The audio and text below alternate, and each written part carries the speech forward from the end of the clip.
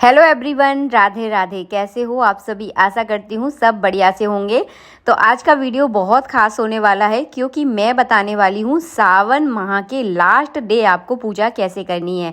यानी आपने सावन के महीने में जो पूरे महीने पूजा की है तो लास्ट वाले दिन पूजा का उद्यापन दान पुण्य कैसे किया जाता है इस वीडियो में आपको देखने के लिए मिलेगा।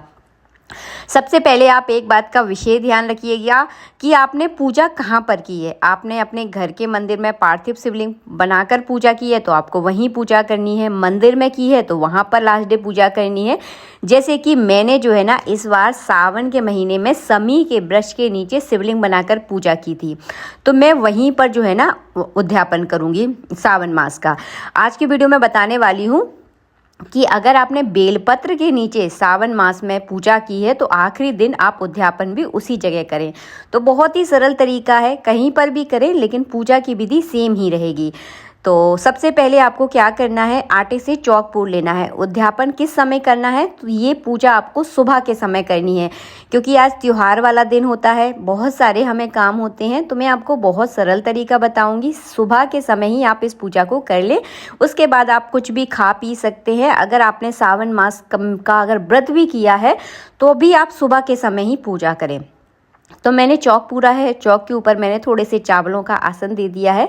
अगर आपके पास बेलपत्र है तो नीचे आप बेलपत्र बिछाकर गणेश जी बनाएं, माता पार्वती बनाएं, शिवलिंग बनाएं। आज के दिन आपको पूरा परिवार बनाकर ही पूजा करनी है। तो मैंने यहाँ पे पूरा परिवार बना लिया है। अब जो है ना मैं यहाँ पे घी का दीपक जलाऊंगी। तो घी का दीपक आप जब भी जलाएं तो ध्यान रखें कि गमले से अभी हमेशा जो है ना दीपक नीचे चलता है, लेकिन मैं यहाँ पे वीडियो बना रही हूँ, दिखने में थोड़ी सी आपको दिक्कत होती है इसलिए मैंने दीपक ऊपर रखा हुआ है। सबसे पहले आपको ध्यान करना है। ध्यान करने के बाद जो है ना 4 बार हम जल चढ़ाएंगे। क्रम ऐसे रहेगा, सबसे पहले गणेश जी की पूजा होगी, उसके बाद माता पार्वती की, उसके बाद शिवलिंग की। इसके बाद हम यहाँ पे कच्चा दूध चढ़ा देंगे। अगर आपने पंचामृत बनाया तो पंचामृत चढ़ा दें, नहीं तो कच्चा दूध ज़रूर चढ़ाएं। इसके बाद शुद्ध जल से अच्छे से स्नान करवाएंगे। इसके बाद जो है ना हम कलावा रूपी वस्त्र अर्पित करेंगे। तो मैं जो है ना 2 बड़े बड़े कलावा लेकर जो है ना इस तरह से पहना दूंगी। बाद में इसे आप अपने हाथ पर बांध लें, सबसे अच्छा तरीका है, फालतू फेंकने की भी ज़रूरत नहीं पड़ेगी आपको। इसके बाद जो है ना चंदन लगा दें। माता पार्वती को रोली का टीका लगता है तो माता पार्वती को आपको रोली का टीका लगाना है। तो यहाँ पर मैंने रोली की जो डिब्बी ना अलग से रखी है क्योंकि इसी से जो है ना मैं माता पार्वती की मांग भरूंगी। तो इस तरह से टीका लगा देंगे और जो हमारे हाथ में होगी ना उसी से हम अपने माथे पर भी टीका लगा देंगे। तो और उसके बाद जो है ना हम 5 बार जो है ना माता पार्वती की इस तरह से मांग भरेंगे। मांग भरना बहुत ज़रूरी है। आज के दिन माता पार्वती का भी आपको अच्छे से श्रृंगार करना है। जितनी बार आपने मांग भरी है लास्ट में आप उतनी ही बार माता पार्वती से सुहाग लें। साथ के साथ मैं यहाँ पे बेलपत्र की भी पूजा कर रही हूँ। अगर आप समी वृक्ष के नीचे बनाए थे तो वहाँ पर भी आप पूजा कर सकते हैं। इसके बाद हम एक बेलपत्र चढ़ा देंगे। आज मेरे पास एक बेलपत्र ही है तो मैंने एक ही चढ़ाया है, आपके पास समी पत्र है तो वो भी चढ़ा सकते हैं। इसके बाद जो है ना हम यहाँ पर भोग लगा देंगे। भोग लगाने के बाद इस तरह से जल का आचमन करवा देंगे। आप आज के दिन आपने घर में जो भी भोजन बनाया है, जो भी आपके यहाँ पकवान बने हैं, क्योंकि आज के दिन रक्षाबंधन है, हम सबके घर में बहुत अच्छा भोजन बनता है, तो पूरी थाली लगाकर आपको भोग लगाना है। मैं तो देखिए 1 दिन 2 दिन पहले वीडियो बनाती हूँ इसलिए इतना नहीं हो पाया, लेकिन आप पूरी थाली लगाकर ही अच्छे से भोग लगाएं क्योंकि आज इसके बाद हम छोटा सा यहाँ पर हवन कर रहे हैं। तो मैंने साकल से जो है ना आहुति दी है, गौरी गणेश के नाम की आहुति, उसके बाद नवग्रह की, उसके बाद महामृत्युंजय के मंत्र से आहुति। इसके बाद आपने घर में जो भी मीठा बनाया है तो 5 बार इसमें मीठे का भोग लगाएं। उसके बाद अपने घर के पितरों के नाम का भोग भी ज़रूर लगाएं।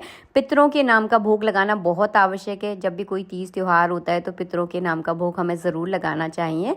इसके बाद जो है ना हम पूरे सावन मास के व्रत आपने किए हैं तो व्रत का संकल्प पूरा करेंगे। अगर आपने पूजा की है तो पूजा का पूरा संकल्प करें। तो हाथ में मैंने सिपाड़ी ली है, चावल लिए हैं, थोड़ा सा जल लिया है।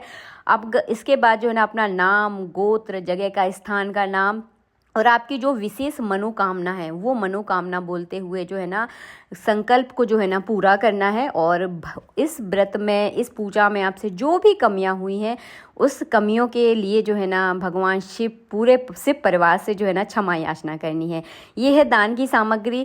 शिव जी के लिए मैंने धोती दुपट्टा लिया है, माता पार्वती के लिए साड़ी, सुहाग का सामान लिया है। इसके ऊपर मैंने दक्षिणा रखी है। मिठाई इस पर ज़रूर रखें, मिठाई नहीं है तो कोई भी फल ले लें और इस तरह से छुपा देना है। इसके बाद जो है ना हम यहाँ पर क्या है, इसे संकल्प पूरा करना कहते हैं। दान के लिए जो है ना के निमित्त जो है ना इस तरह से जो है ना अर्घा जाता है। तो मैं जो है ना 3 बार इस तरह से जल अर्घ कर ये सारा सामान साइड में रख दूंगी।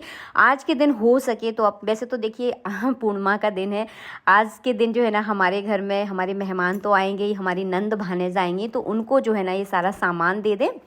इसके बाद जो है ना भेंट स्वरूप नारियल ज़रूर अर्पित करना है, जो कि बहुत ज़रूरी होता है जब आज के दिन हम भगवान शिव को विदा कर रहे हैं, क्योंकि आज हमारे सावन मास की पूरी पूजा बिना कोई विघ्न बाधा के जो है ना संपन्न हुई है। तो आज के दिन भेंट स्वरूप जो है ना नारियल ज़रूर अर्पित करें। इसके बाद जो है ना हम आरती करेंगे, तो प्रेम पूर्वक जो है ना गणेश जी की, भगवान शिव की आपको आरती करनी है। आरती करने के बाद आपको जल का अर्घ दे देना है। हवा बहुत तेज़ चल रही थी तो मेरे मन में एक संकोच था कि कहीं दीपक बुझ ना रहे, लेकिन कहते हैं ना कि भगवान सब लाज रखते हैं, तो बस वही है। तो मैंने जल का अर्घ दे दिया है। इस तरह से आपको सुबह के समय पूजा करनी है। और फिर इसके बाद जो है ना आप अपनी नंद भानेज को, अगर आपके यहाँ आ रही हैं राखी बांधने, तो उनको ही जो है ना ये आप सारा सामान दान कर दें, अच्छे से प्रेम पूर्वक उनको भोजन खिलाएं। और जो नारियल है इसे आप प्रसाद के रूप में फोड़कर सभी में आपस में बांट दें। और थोड़ी देर बाद जो है ना इनका विसर्जन ज़रूर कर दें, क्योंकि विसर्जन करना बहुत ज़रूरी होता है। तो विसर्जन के लिए चावल छोड़ दें और जाओ जाओ भोलेनाथ विसर्जन है, कल फिर आना निमंत्रण है। इस तरह से गाना बजाते हुए, गाते बजाते हुए भगवान शिव को आपको विदा करना है। आशा करती हूँ वीडियो आपको अच्छा लगा होगा। बहुत ही सरल, सिंपल, सादगीपूर्ण तरीके से मैंने इस वीडियो में आपको दिखाया है। दक्षिणा ज़रूर रखिएगा। और सामान का देखिए ऐसा है, जैसी आपकी श्रद्धा है, जितनी आपकी हैसियत है उस हिसाब से आप दान पुण्य कर सकते हैं। साड़ी नहीं हो पा रही है तो रुमाल भी दान कर सकते हैं, ब्लाउज़ का पीस दान कर सकते हैं। भगवान शिव के लिए केवल एक दुपट्टा ले लें, नहीं तो वाइट कलर का एक दुपट्टा, वो जो रुमाल होता है वो भी दान कर सकते हैं। तो अपनी आर्थिक स्थिति के अनुसार कोई कुछ चीज़ समझ में नहीं आई है तो कमेंट करें, मैं जल्दी से जल्दी आपको रिप्लाई करूँगी। मिलूंगी नेक्स्ट वीडियो में। राधे राधे।